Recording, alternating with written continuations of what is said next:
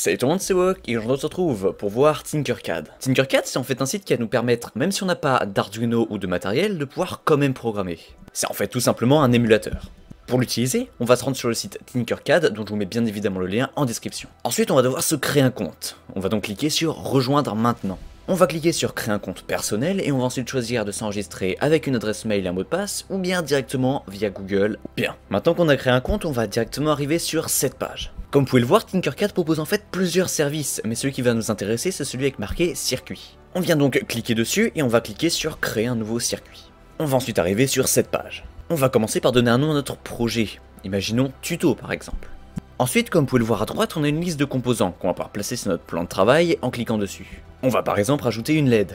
Quand on clique sur un composant, on a ses propriétés qui s'affichent. On va donc pouvoir changer son nom et sa couleur. Ensuite, on va pouvoir venir ajouter une carte Arduino. Pour cela, on va venir non pas afficher les composants de base, mais tous les composants. On va descendre un petit peu pour retrouver notre Arduino et l'ajouter.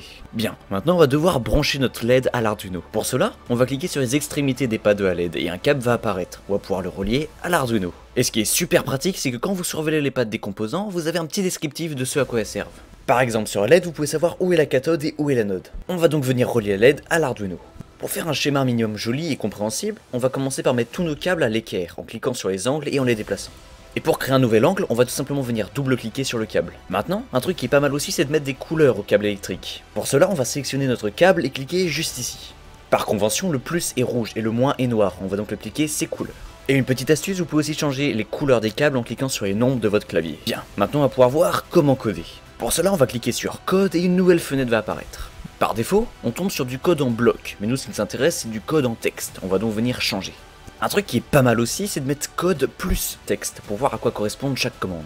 Bon, maintenant on va pouvoir coder un code tout simple pour faire clignoter la LED par exemple. Et pour exécuter notre code, on va cliquer sur Démarrer la simulation. Vous le voyez, c'est donc super simple et on retrouve beaucoup de modules sur ce site. Tinkercad est donc à mon avis parfait pour apprendre Arduino et même tout simplement l'électronique en général grâce aux différents autres modules comme des piles, des transistors, etc. Mais on va pas se mentir, c'est quand même plus amusant d'avoir tout ça en vrai. Et certes, il y a un Arduino, mais aussi possible de programmer des microbytes ou des ATtiny, donc n'hésitez pas à tester. Sur ce, c'est déjà la fin de cette vidéo, j'espère vraiment qu'elle vous aura plu, et on se dit à bientôt. Ah, et oui, il y a un truc qui est aussi pas mal, c'est que vous n'allez rien casser.